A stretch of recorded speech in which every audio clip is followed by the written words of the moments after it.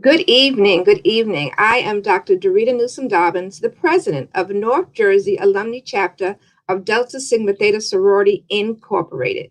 And on behalf of the ladies of North Jersey, I welcome you to this, our second day of the Empowered May Week series, The Power of the Pivot. Thank you for coming. And now I will turn it over to one of our co-chairs, Vanessa Sifford.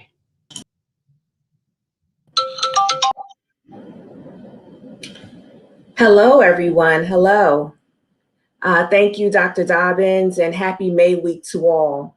Before we started, we just wanted to give you a brief introduction on what May Week is. May Week is very familiar to Delta Sigma Theta Sorority Incorporated, but we want to make sure that anyone that is not a member understands what May Week is. May Week is a national program. It's a national Delta program. It's been around since 1920. And it's designed to emphasize the importance of higher education in the community, especially for Black women. 1 week in May is set aside for programs highlighting academic and professional achievement. And this year, the North Jersey Alumni Chapter is observing May Week from May 2nd through 8th with a host of virtual activities intended to reach the communities within our chapter's service areas.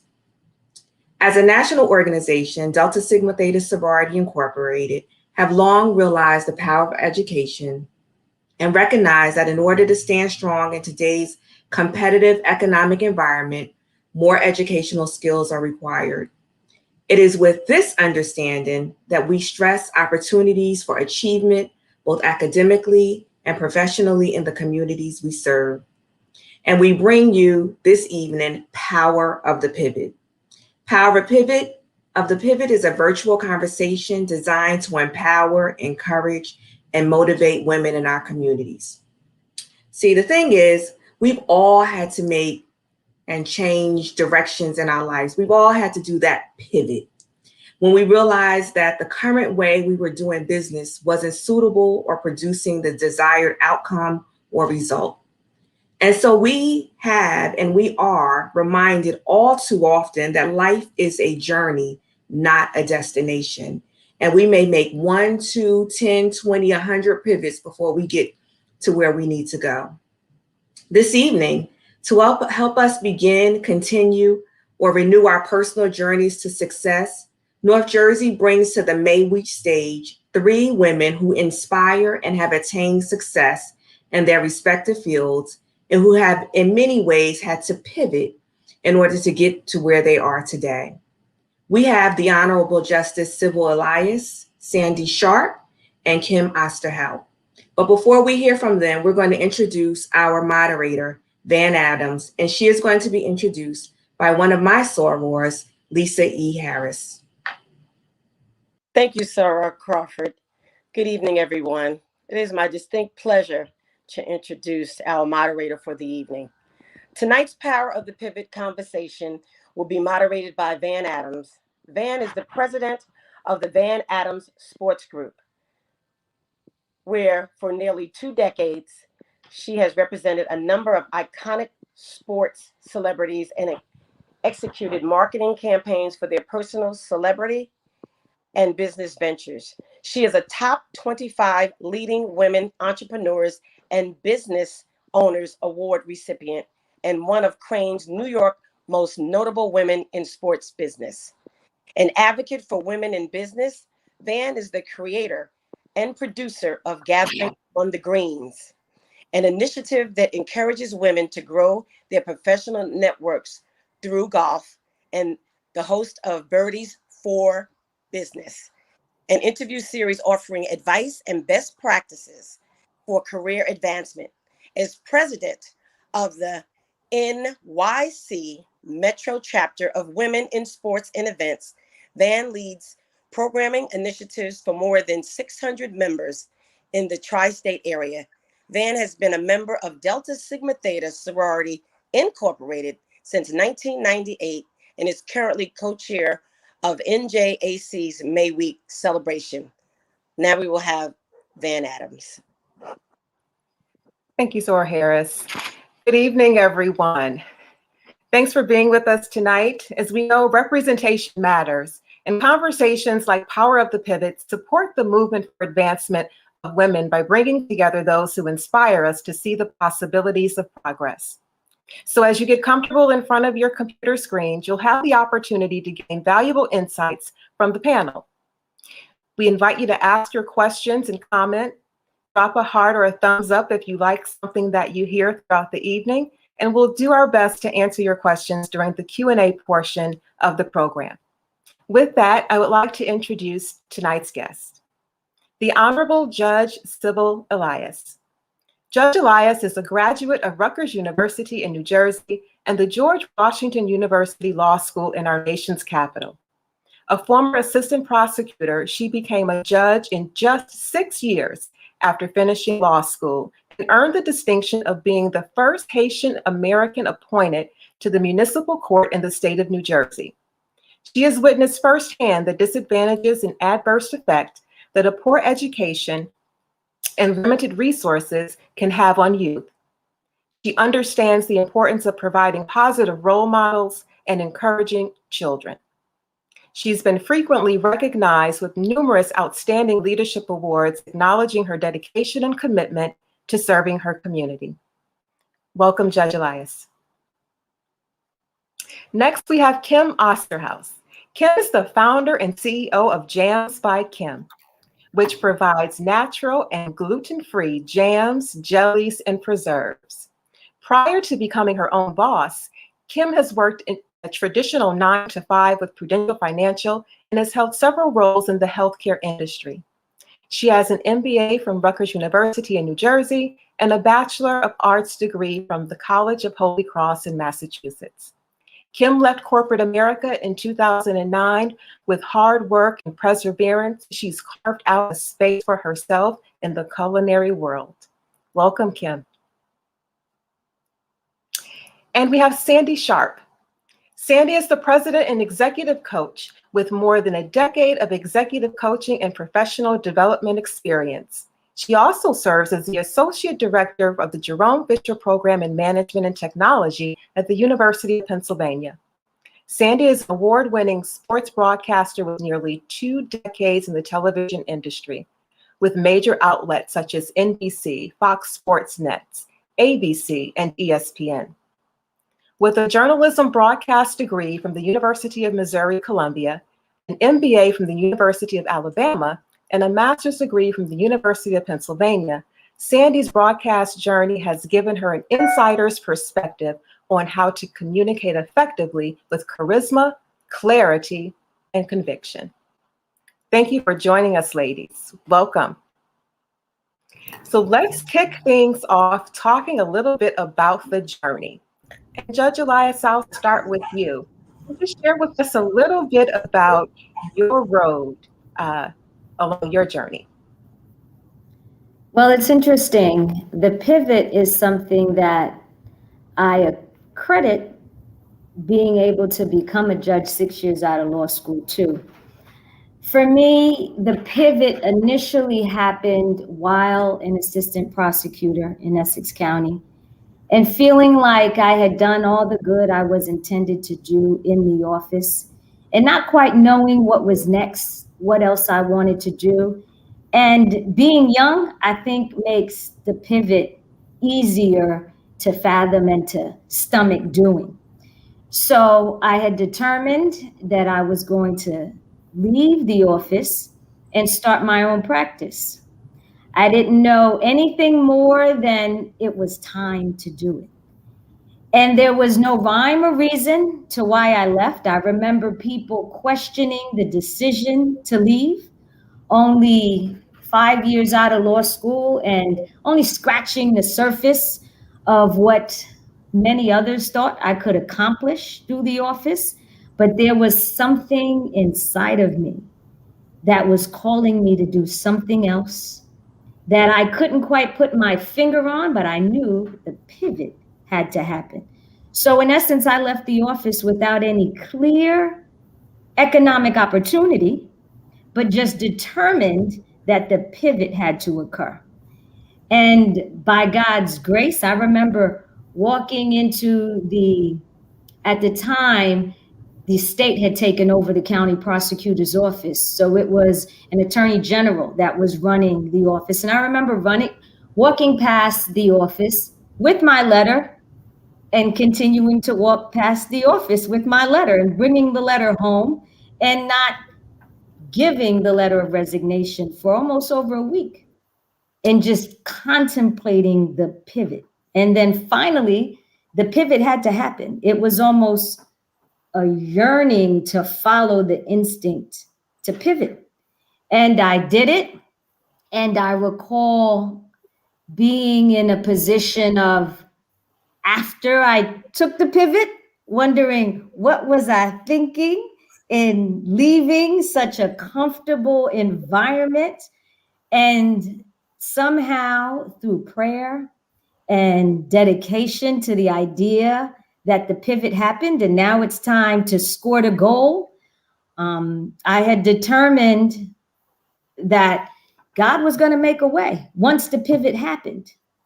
And so I leaned on not my own understanding, and I tried to follow what Proverbs chapter 3, verses 5-6 told me, basically to trust in the Lord with all my heart. Don't lean on my own understanding, because there wasn't much that I could profess to say I knew about starting my own business.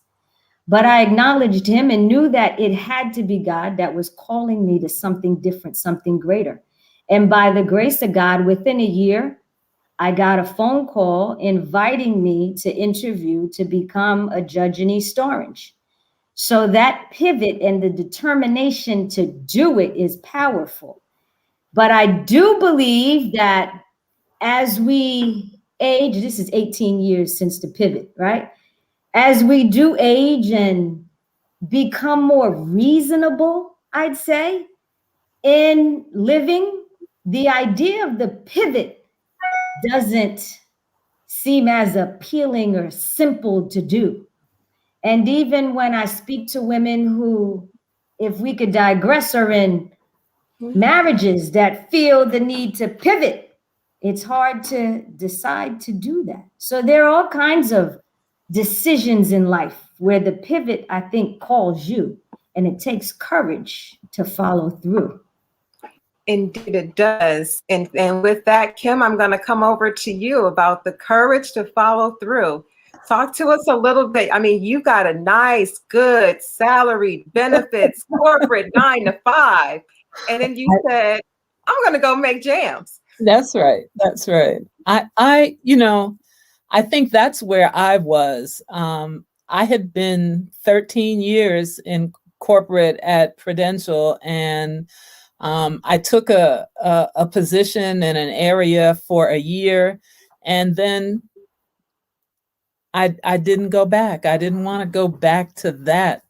And so my thinking was, okay, I really like that salary and benefits, but at the same time, I got so much support. It was like people kept saying to me, you could go into business for yourself. I was kind of in the beginning a little reluctant.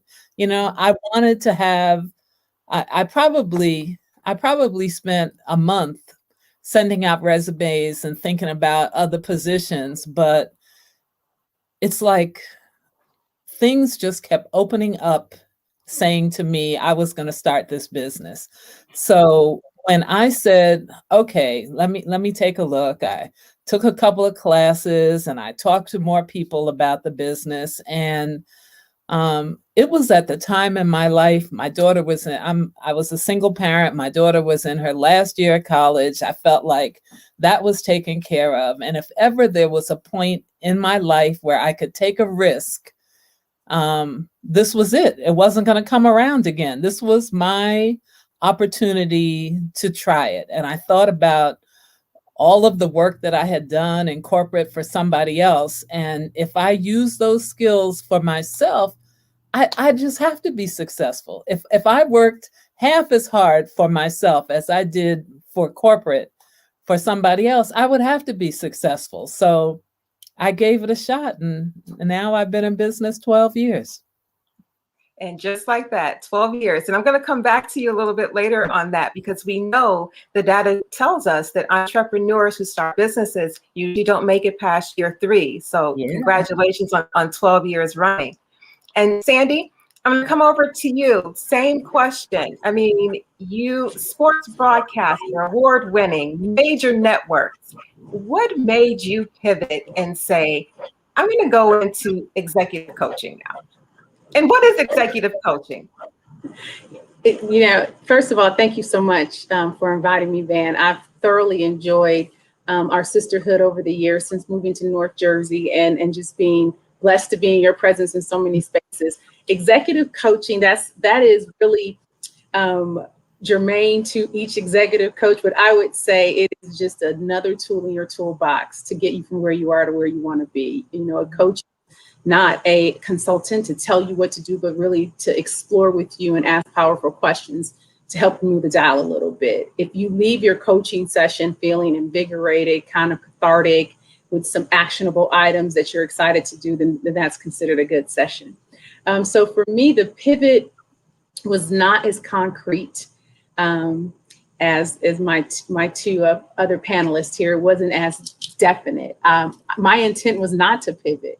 I've always paralleled professional development with what I've done. So while working in television and covering sports, I literally built my broadcast career from the ground up. I didn't have a parent who owned a television station. My mom wasn't a news director. I just went to school and did it the old-fashioned way.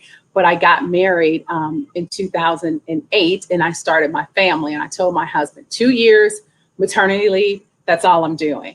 I did the stay-at-home wife for like a weekend or so. It's just not me. It's not what I do. There's only so many ways I can fold. I'm not a jam maker. Just oatmeal with some flaxseed, and you might get some almond milk if I didn't forget to buy it. But after my son was born, we realized that I was more needed at home than in the field. And once he got in 3rd grade, that's when I decided to really make the change, the pivot to go back to work full time. But in the interim, the pivot slowly happened. So that's the thing. The pivot for me, just didn't happen. It was incremental. So during maternity leave / stay at home, I reinvented myself. I went from doing broadcast to becoming a certified executive coach. I hit my head when my son was 18 months and got my MBA. Don't try that at home. And I just kept pouring into myself, getting hours, finding clients. Some clients, believe it or not, I would work for free because it was such a new space and I wanted to try out different methodologies. So for me, it wasn't sudden, it was gradual. But in 2018, I went to Wharton to work full time as kind of an in-house executive coach while also building my business. So it didn't look as clean and as concrete, but that's just life, right? A pivot doesn't have to be this point in time. It can be gradual and incremental to get you to land where you're headed. And that's interesting that you say that, Sandy, because we know pivots can happen throughout our career journey. We can pivot right out of high school, right? Some of us were conditioned to go off to college and do certain things or go into the military or whatever it may have been. But there's a switch, I think, in some of our minds that says, that's really not what I want to do. I don't think that's my calling.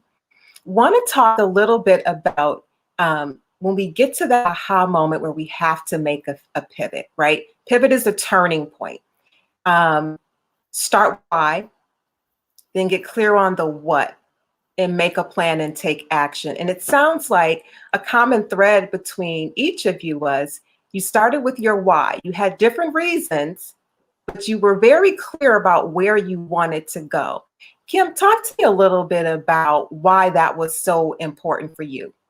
Because you had, as you admitted earlier, it was a risk for you to go into business for yourself. But how did you get clear? There was just so much support. Things would happen. The more I thought about going into business for myself, doors just kept opening. It was like, God was trying to show me that this was what I was supposed to do. Now, 12 years later, I think all of that stuff that I did before I started my business was just preparing me to be the jam maker. I love to make jam. I feel privileged that I am able to work at something, to make money at something that I really, really love to do. Everything about the work that I do is something that I love. I love talking to my customers. I love making the jams. I love going out and talking to other people. And so many people were helpful to me in the beginning. I joined the National Association of Women Business Owners. So I had all these great experienced women business owners who, could give me advice. They would say things to me like, I already made this mistake. Let me tell you about it so you don't have to make that mistake. And so consequently, it makes me do the same thing. I have people that I am sort of mentoring along right now in their business, and I find myself saying those same words. Listen, this is what I did and it didn't work. Let me tell you about it. For me, I feel like this was my calling. I made my first jam when I was 12 years old. I made jams for family and friends. I gave it away. It was my holiday gift and my hostess gift. I mean, even when I worked in corporate, I would stop in a train station and get the bread and bring it in and have it with my jam. And so I was being a good boss, but it was actually market research. You just have to turn around and look at what those things were to see how it was building me towards this. And then it was my sorority sisters supported me all the way. I mean, my girlfriends would come to my house. We would go to the farm and pick berries, and we'd come back to my house, and they would call it jam school. We'd make jam and everybody would get to take jam home. Now I have jam sessions where I invite people into the commercial kitchen to learn how to make jam. They take a jam home. It was all preparing me. I just didn't see it all at the beginning. And we often don't, right? Mm-hmm. We're a collection of everything that we've experienced brings us to the point where we are currently. Right. And so, Judge Elias, talk to us a little bit about going into the being a former prosecutor and now a judge. Did you know that that's what you wanted to do from the very beginning? I did. I have to confess, I knew that was what I wanted to do. I was told often growing up that I had some gifts that would make me a great lawyer, and hearing that over and over again, not knowing any lawyers personally and only seeing lawyers on television, but not really the way we see them now live in the courtroom. You can see attorneys. It was all dramatized images of lawyers on television. So for me, I always thought that some of the gifts, some of the talents that I had could be suitable for an attorney. I knew that I liked speaking in public. I knew that I had the kind of oratory skills that could be suited for a litigator. So I knew that if I were going to become a lawyer, the courtroom was where I wanted to be. And I had the opportunity to meet, I guess, the greatest mentor of my lifetime, which was the Honorable Irvin Buddy Booker, who was a great community advocate. So when we met, it was synchronicity. I didn't know where I wanted to start my career. And the interesting part about meeting him, and I heard what Kim was saying about her pivot experience and how everything just started coming together. My mother had a physician who had an office in Glen Ridge. He was an Italian doctor, and I was an only child, and my mother used to take me with her everywhere. They used to call me her pocketbook so much that she never left home without me. I guess now they call me her American Express, but back then they called me her pocketbook. And so I remember going with her to her doctor regularly, and the doctor was very good to me. He took an interest in me. And then when I was finishing law school, he told my mother that he had 2 sons who were attorneys, and he wanted me to meet them.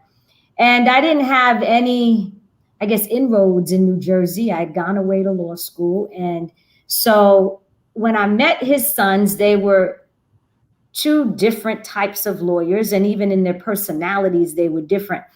But one of his sons gave me the lawyer's diary, which we commonly call the Red Book. And it had a list of all of the judges in the state of New Jersey. And he was kind enough to photocopy for me the judges in the neighboring counties to Essex. And so he said, send your resume to as many judges as you can, because I knew I wanted to work for one. That's commonly what they suggest you do out of law school if you don't want to go to big firm route. I knew I didn't want to go to big firm route when I was in law school and everyone was interviewing to go to big firm route. And if I knew then what I know now, I might not have been such a rebel, but I didn't even interview to go try to go to big firm route. But if I knew that what I know now, I might have been much more comfortable in life. May not have been happy, but needless to say, student loans would have got paid much sooner, right? Probably. Well, yeah. Definitely. So when you talk about the pivot, like I knew I didn't want to pivot that way, right? Mm-hmm. So I knew I wanted to work in government. I knew I wanted to do community type work, and I wanted to go back to where I came from. So when I got the interview with Judge Booker, everything that he stood for was what I wanted to surround myself with. And so when he offered me the opportunity to be his clerk, I knew that it was going to be that inroads I needed, that foot in the door that I needed, and the tutelage that I would gain from working with him, I knew would be priceless. So I always knew, and I think surrounding myself with people who could push and propel me in the right direction was what also made me, I guess, decide that it was time to pivot. I reached a point where I said, well, I keep asking people to do, judges, what I think is the right thing. And sometimes they don't listen. So that might mean I need to try to be the one that people are asking to do the right thing. And then I can do what I think is the right thing. So that was part of the pivot for me initially. You're so right, Judge Elias, because while you knew you wanted to go into law, you knew you wanted to go that direction, right? But like you said, you pivoted away from corporate. You wanted to be a judge, you wanted to do the right thing, and you carried your momentum that way. Something else that you all have touched on is mentorship. You all have had mentors guide you along the way, and you also have had a good support system to support you along the way. I want to share something with you from the National Center of Education and Statistics, and I want to get your feedback on it. Black women are now the most educated group in America, according to the National Center for Education and Statistics. A high percent of Black women, 9.7% to be exact, are enrolled in college. That's more than any other racial or gender group, including white men, white women, and Asian women. Wow. Sandy, I'm going to come to you on this one. Why do you think the level of determination for education and advancement is so starkly different amongst Black women by this data than any other racial or gender group? Yeah, I think when you look at those numbers in terms of the percentages of Black women just based on our demographic, for me, I don't really think it's surprising, because when you look at the Black family, and you look at systemic racism and how it has really set our Black men back, women have for hundreds of years had to step up and had to be the leaders and have had to kind of shoulder the weight. Since we've moved past the Jim Crow South, and we're now in a time where there is more equity in education, this is just another frontier for Black women. So those numbers don't shock me in terms of the percentages of our demographic. I think it's impressive to one degree, but the next frontier is the equity in pay, the equity in hiring, and what comes along with that. But I really think that systemic racism and the business model that America is built on, which has marginalized Black people, especially our Black men, have really forced Black women to always be working bigger, better, faster, and greater. Mm-hmm. I'm going to share another statistic, and I'm sure that each of you have heard this. Very, very shocking, not surprising, but shocking that according to the Bureau of Labor and Statistics, there were 2.2 million fewer women in the workforce in October of 2020 than in October of 2019. And we know the pandemic has had a great deal to do with that. There has been this heightened awareness that women are being pushed out of the workforce at a disproportionate rate due to the effects of COVID-19, namely the disproportionate job loss, lack of childcare, disparities in pay, lack of public policy to support working women. And these women are finding it hard now to re-enter. So we talk about a pivot. If you have lost your job due to the pandemic, some of the first jobs to go were the jobs that were traditionally held by women in larger numbers, disproportionate than men.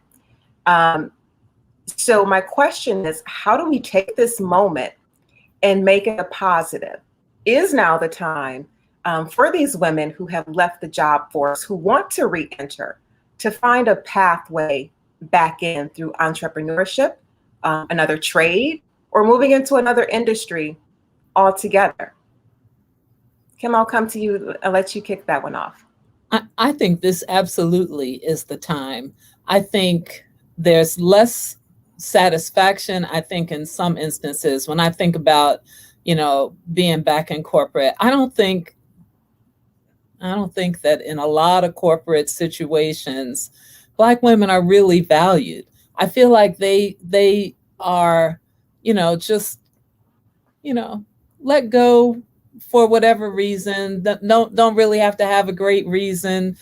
They're just dispensable, it seems to me. And I think that this is absolutely a great time to go out. I mean, my experience has been most Black women in corporate, they're overeducated.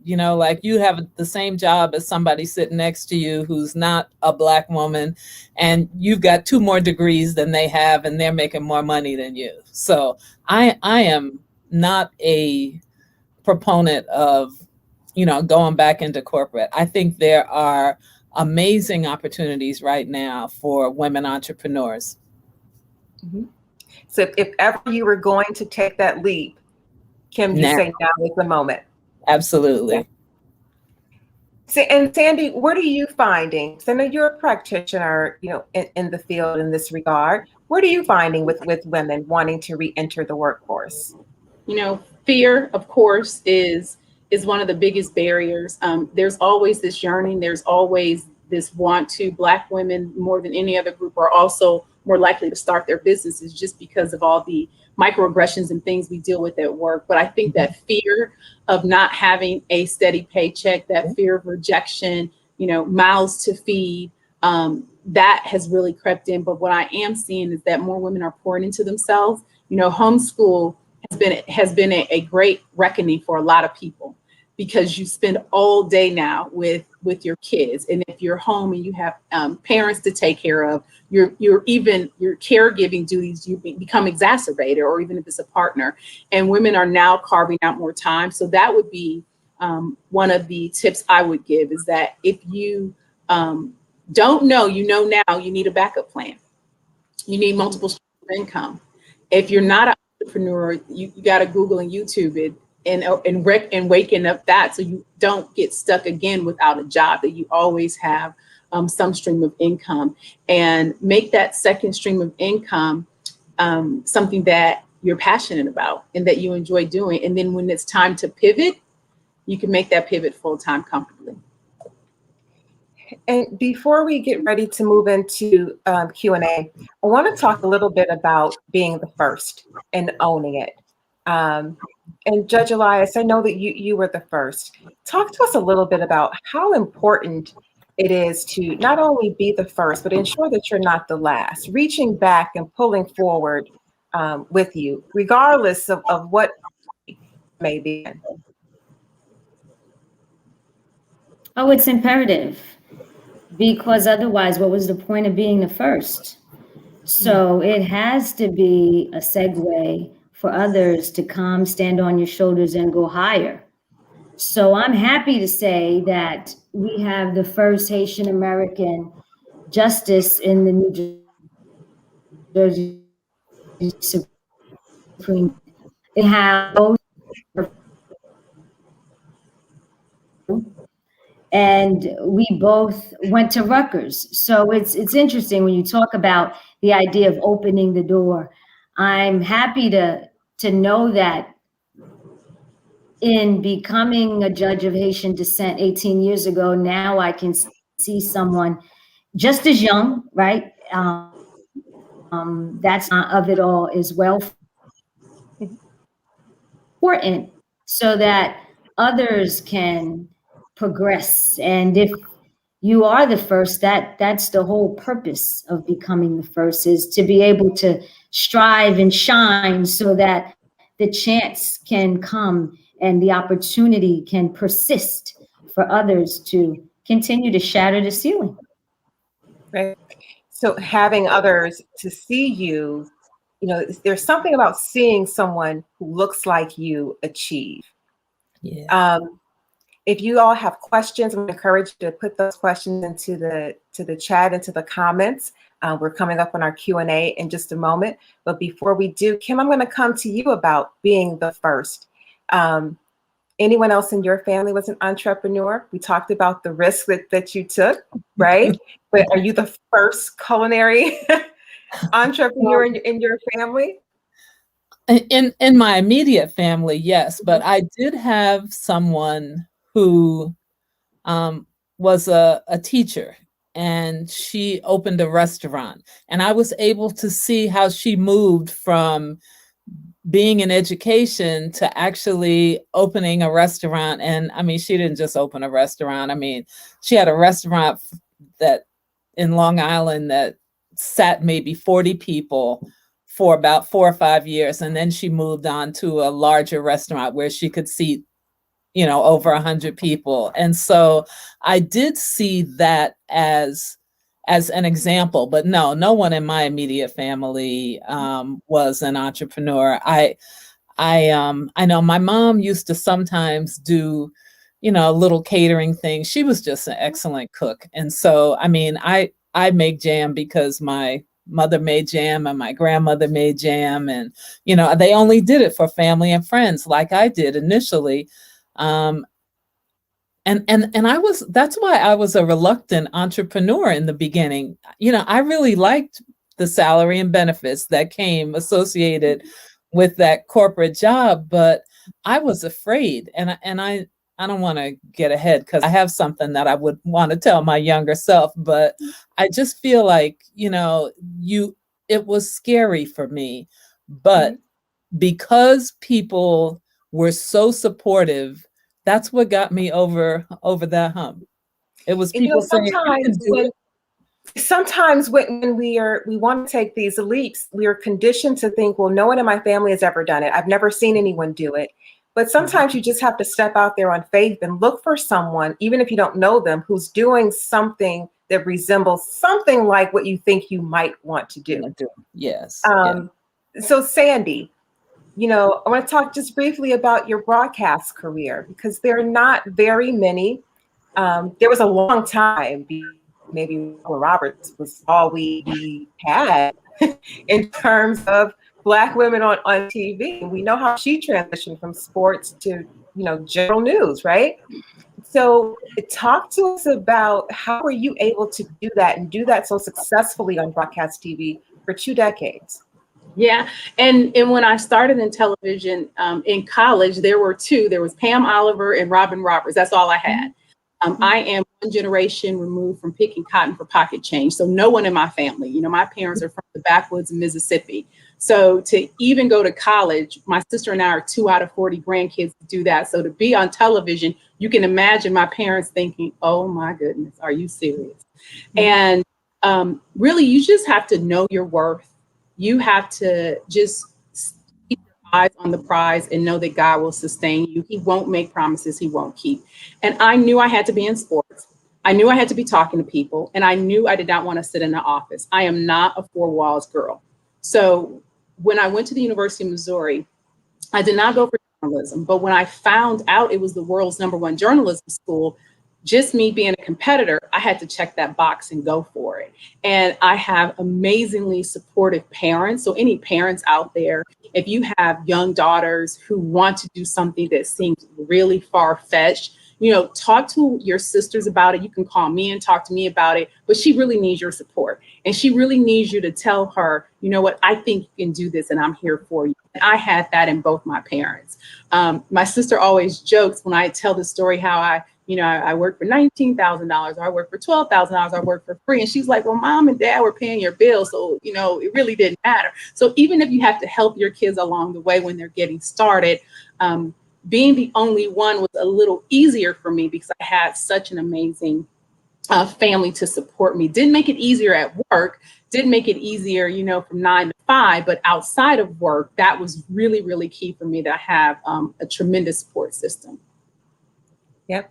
It's all about the support system. We're going to go over to Q&A. I see a few questions from the audience. Let's see. Can someone speak to women who may not have the same support and access to resources, people, mentors, etc.? How and what can they do if they want to pivot? So maybe someone who's not as networked, as you ladies, what can they do to successfully make a pivot? Kim? Yeah, I would say, when I think back to it, I wish I had started my job as a side hustle. I think a side hustle is really good. You keep your 9 to 5 and you take your evenings and your weekends and find a way to start to do that business. And then in New Jersey, we have small business development centers where you can go and get free advice. You can get free, coaching and counseling from people who are just there to help you in your business. So I think, and that's a way to cultivate relationships and maybe find a mentor. Mm-hmm. And someone wants to know, Kim, mm-hmm. How did you start being an entrepreneur? I think you touched on it just a little bit, but share with people, what did you do? What was that moment that propelled you? They want to know if you started your business while you still had a corporate 9 to 5. Yeah, no, I did not. I left Prudential and I was thinking about getting another job, and the business just wouldn't get out of my mind. And my friends kept saying to me, you can go into business for yourself. My college roommate was in business for herself, and she kept saying to me, you can do this. You make those jams all the time. You have all of these things that, just try to sell it. And so I left Prudential like in June, summertime. The first time I had a lot of time on my hands, and, we're the Garden State, blueberries and strawberries were just coming into season. And so I said, okay, I'll make some jam, as when the holidays come up, I'll see if I can do some holiday bazaars or something like that, just see if they will sell. And so, it was great. The jam sold, absolutely. I had to rent a commercial kitchen. You had to find out all of the rules and things. And some of that I got from the Small Business Development Center.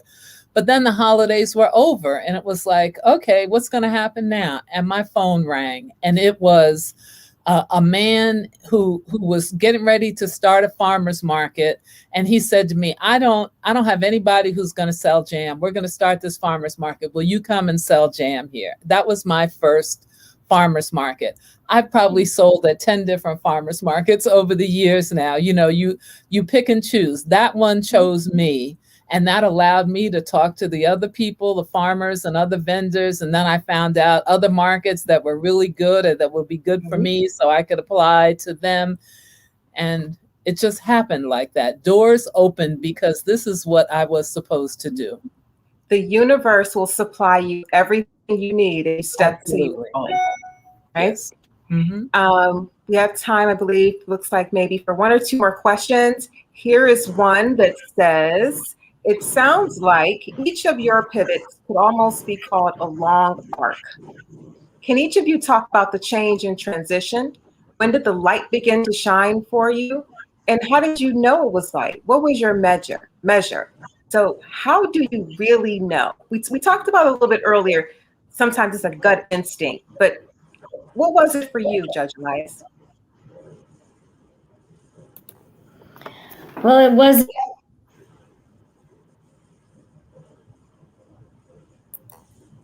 initially, as I explained, leaving and then beginning, there wasn't anyone that I could rely upon. It takes really a lot of instinct and determination and just determining to pray, determining to talk to God and determine that you cannot fail. Like succeeding comes from trying. And once you try, you make up your mind that there's no turning back.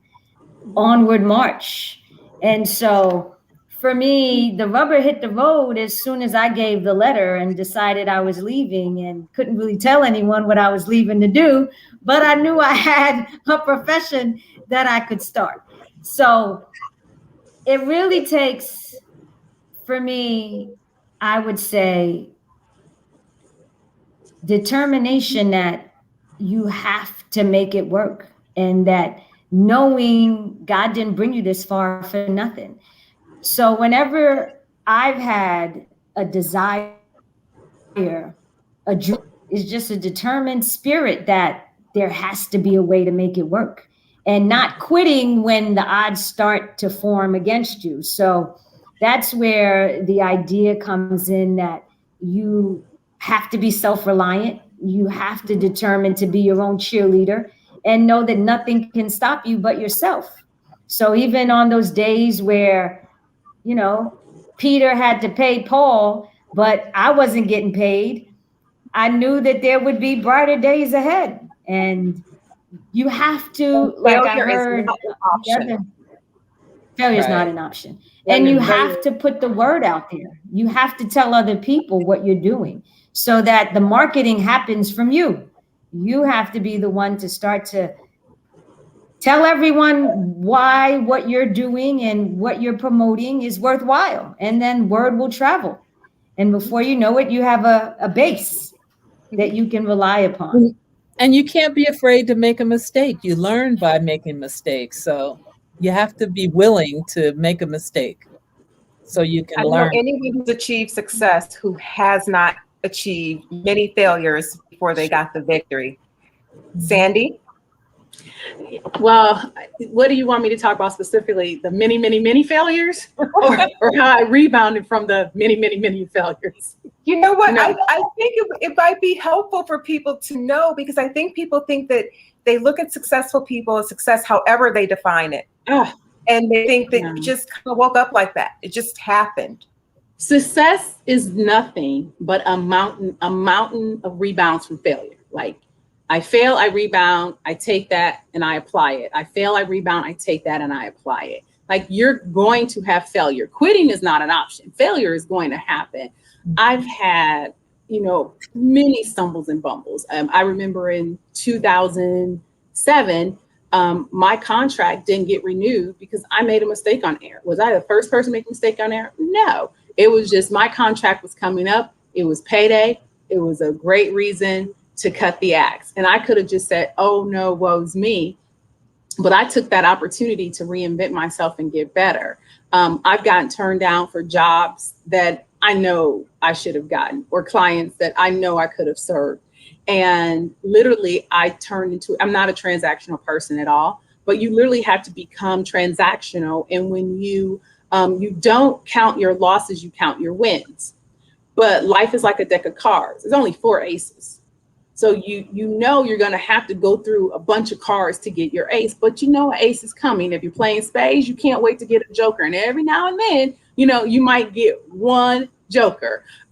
So just not focusing on the wins or the losses, and really focusing on the wins will sustain you and give you that resilience that you need. But Van, I can't leave the question about networking, because that's what I coach around. Mm-hmm. LinkedIn is your friend. It is the extrovert's dream come true. I literally will be contacting Jams by Kim and the Honorable Judge Sybil Elias right after this. I have them already pulled up. I can tell you everything about them. While they're talking, I'm not even listening to them because they're talking to you. I'm reading. And so I see Jams by Kim is in Hillsborough. My son goes to school in Princeton, so I can go down there when I pick up a biscuit. And then Judge is only like 20 miles east of me. We can meet in Short Hills Mall and have coffee. Like just that quick. I've mapped out their summer. They're going to be busy talking to me because we're all going to be able to get together. But that's how you network. It's finding me on LinkedIn, finding us on LinkedIn and saying, hey, I need help. I need some help figuring it out. Sure. And the people who don't give you time, don't take it personal because people are busy. They have life going on. It's COVID, you know, and so maybe it's not now, but check back again in 6 months and another 6 months. Mm-hmm. And then that may be the right time. So I really just wanted to drop that in there because it's so important that we utilize these electronic resources that we have. You're absolutely right. And they say successful people, particularly successful women, have a network that is diverse and is unlike someone who is unsuccessful in that regard. You need to know a lot of people and take the time to get to know them and build those authentic relationships. That's so key. Thank you for sharing that, Sandy. And I want to give the panel, because I know we're just about out of time for today. We could go on, but we know that we don't have all night. But I want to give the panel the last word. And I want to ask each of you the same question, if you could leave these parting words with our viewers. And knowing what you know now, right? Knowing what you know right now throughout your journey, what would you tell your younger self? Kim, I'll come to you first. I would say, don't be afraid. Don't be afraid to make that mistake. I got sucked in and I thought I had to have that salary and benefits. And, I can't believe, but I mean, I've continued to have health insurance this whole time. I just had to pay for it myself. I mean, I have the benefits that are important to me. And I was afraid of losing them before. So I would say, don't be afraid to make that mistake. Don't be afraid to try something new. You don't have to stay on that same path. Go boldly. Mm-hmm. Go boldly. Yeah. Judge Elias, what would you tell your younger self?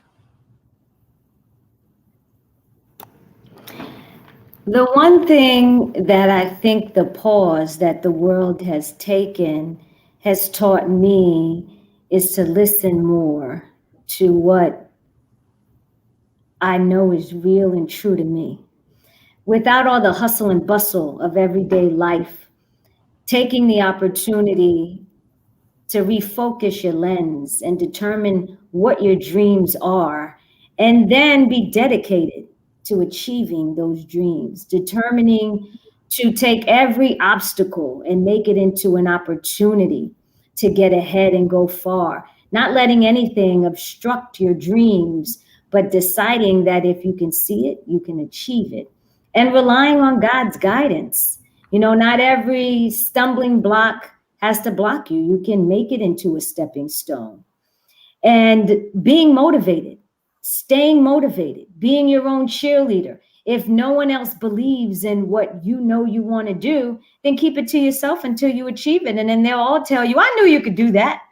So it's really about just deciding and determining and being dedicated to that dream and keeping a positive attitude.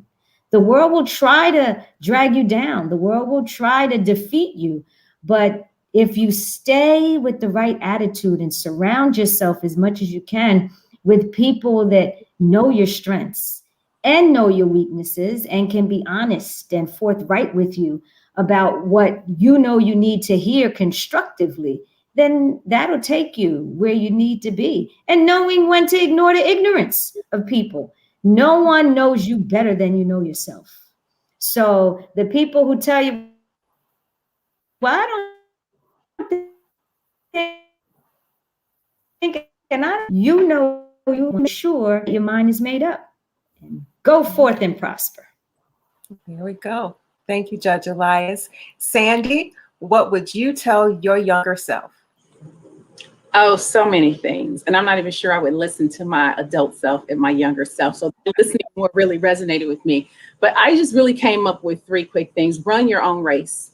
You know, people will have your preferred future in mind. People will have what they think is best, but run your own race. If you're on this and you're listening, you're likely a full grown adult.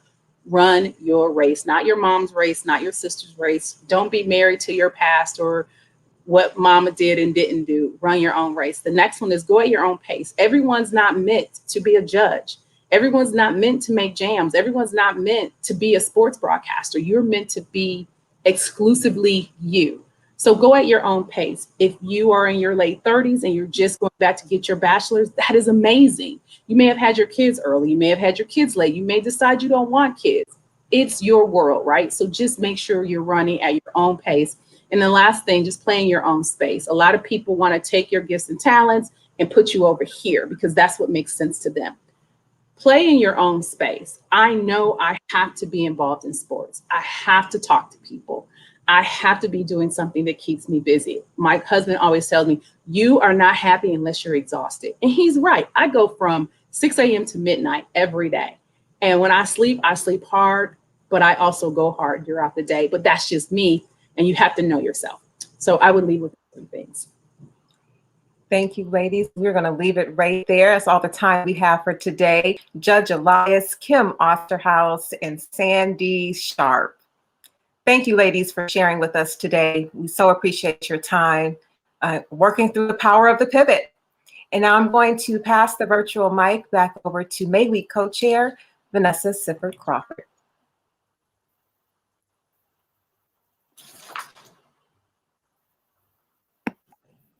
Hello, ladies. I'm just sitting here and I was just so inspired by all that you said. And what came to me as each one of you spoke was Jeremiah 29:11. For I know the plans I have for you, declares the Lord, plans to prosper you, not to harm you, plans to give you hope and a future. And so I heard that through each one of you. We started also talking about life being a journey and not a destination. And we've had an opportunity to hear how you went through your journey and what made you pivot and what made you end up where you're at now. So I just want to thank all of you for sharing your voice and sharing your perspectives to the May Week stage for Power of the Pivot. I am going to let our president, Dr. Dorita Newsom-Dobbins, just kind of give some closing remarks. Thank you, ladies. Thank you, May Week committee. And hopefully, I'm like Sandy, Short Hills Mall, lunch, all get together, network. That's what I'm talking about. Absolutely. Dr. Dobbins. Thank you so much. This has been such a powerful discussion. And I think one of the main takeaways is you may fail, but you have to keep going. And we all know that if you take that failure, you can make something out of it. So don't be afraid to try and go with your passion. If you do something that you're passionate about, you will succeed. I'd like to thank the committee, Vanessa Adams, Vanessa Crawford, and our guest panels, Ms. Sharp, Judge Elias, and Sora Kim Osterhoudt for such an amazing talk. We hope you enjoyed it, and thank you for coming.